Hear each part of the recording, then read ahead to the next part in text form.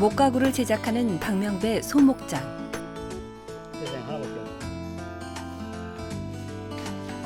그가 제자들에게 강조하는 것이 있었으니 바로 손에 꼭 맞는 도구들과 섬세한 결구 방식들. 그런데 그 중에서도 가장 중요한 것이 나무와의 만남이라는데, 이게 무슨 일? 절단기에 들어가자마자 부서져 내리는 나무. 장인의 표정이 어두워지고 만다.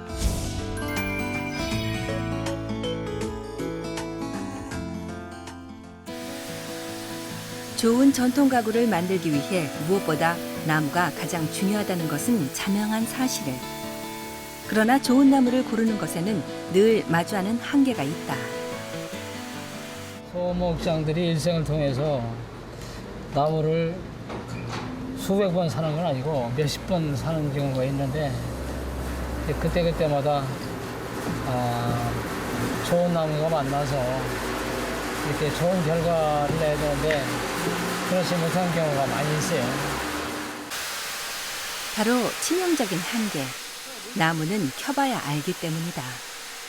오늘 나무도 그렇다.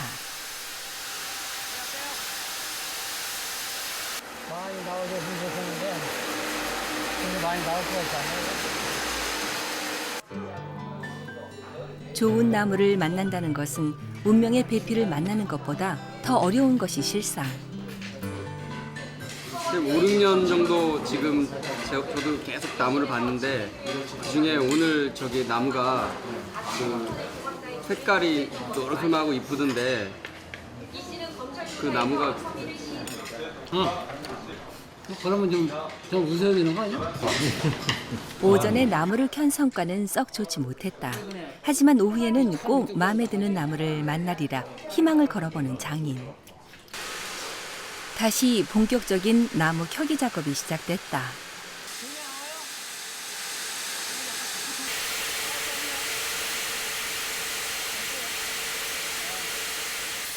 곳곳에 톱밥이 날리고 매서운 칼바람이 불어오지만 다들 아랑곳하지 않는 눈치. 시간이 지날수록 나무를 켜면 켤수록 기대감은 자꾸 커져가기 마련. 장인의 표정에 점점 웃음꽃이 만연해진다. 보고 또 보고, 만지고 또 만지고.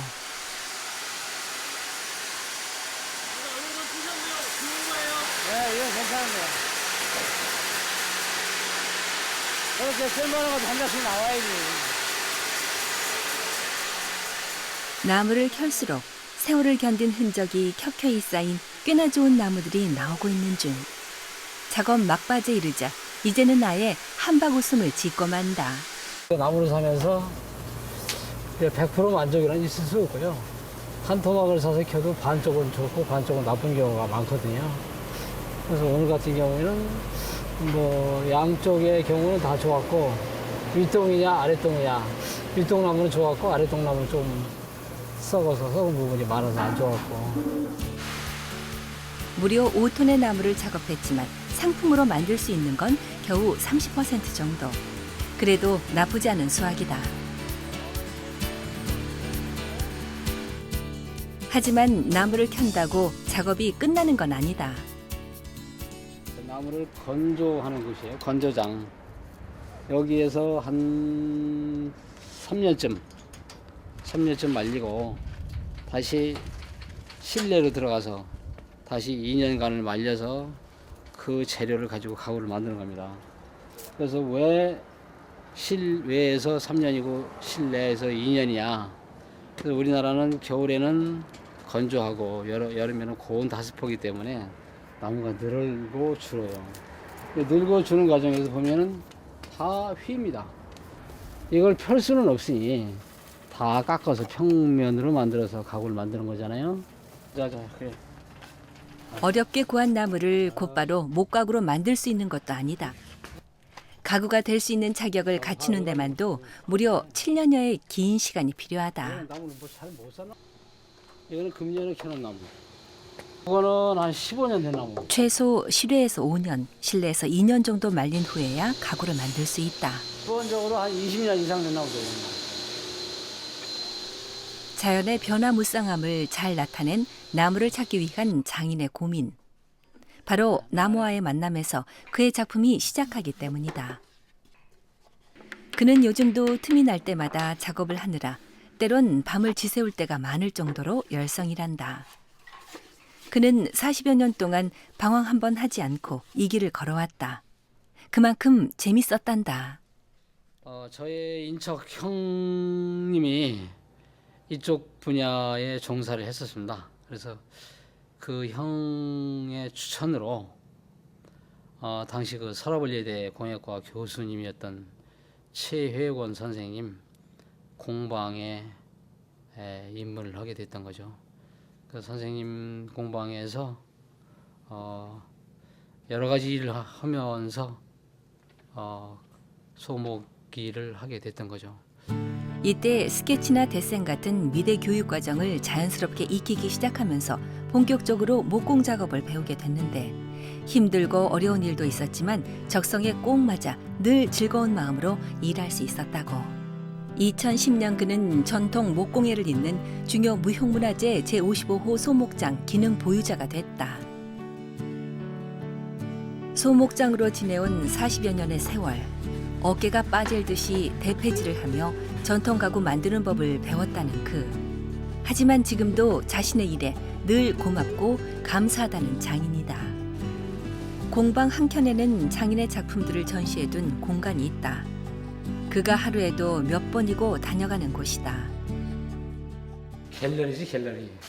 나 혼자만 보고 즐기는 곳이고 가끔 손님들 오면 모시고 오는 곳인데요.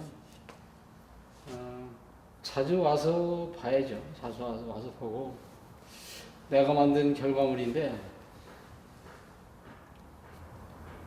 이렇게 보고 스스로 만족을 해야 되는데 만들어 놓고 보면 매우 흡족해요. 보고만 있어도 가구들의 이야기에 푹 빠진다는 장인.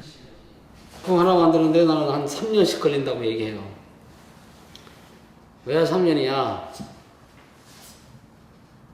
사람들은 이 작품을 만들기 시작해서 끝나는 것까지 작품을 만드는 걸로 생각하는데 나는 그렇게 얘기 안 해.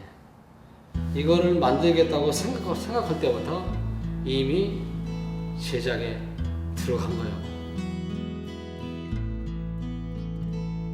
자나깨나 가구 생각밖에 하질 않는단다. 유흥 같기도 하고 동양화 속 소나무 같기도 한 신비로운 무늬들이 늘 그에게 끊이지 않는 영감을 선사하기 때문이다. 이렇게 물방울 같이 이렇게 방울방울 이렇게 있는 거가 이렇게 새털 무늬 또는 물방울 무늬라고 그러는데요. 이런 무늬들이 다 용목인 거지, 용목. 이렇게 이제 평면인데도 실제 보면 이렇게 입체감 나게 보이는 것 같은 자연이 만든 매우 희귀한 그런 나무죠. 특히 낙성 기법을 이용한 작품은 장인에게 더 특별하다. 연한 부분은 타고 단단한 부분 남아 있잖아요. 이렇게 털어내면 이런 굴곡이 생겨요. 보면 이렇게 금강산 같은 문양이 들어가 있고 이제 이런 문양들이 가구에다가 이렇게 표현을 했죠. 이 작품이 장생해야 되잖아요. 대통령상 받은 작품이네요. 예부터 전해 내려오는 어떤 그런 기법 같은 것들이 또 단절되어 있다거나 하는 부분들이 또 재현하는 또 그런 차원에서 저거는 낙송을 했던 것이고. 자연이 선사한 아름다움을 우리 전통의 선과 비례로 재창조하고 싶다는 장인. 예로부터 전해 내려오는 어떤 전통을 우리 무형문화유산을 계속 보존해야 할 입장인데 거기에 충실할 것입니다. 자연이 만든 색과 무늬를 최대한 살리는 것이 자신의 본분이라 믿는 그. 자연이 숨겨둔 부드러운 아름다움. 그 이야기를 찾아내는 작업의 중심에 중요 무형문화재 제55호 소목장 박명배 장인이 있다.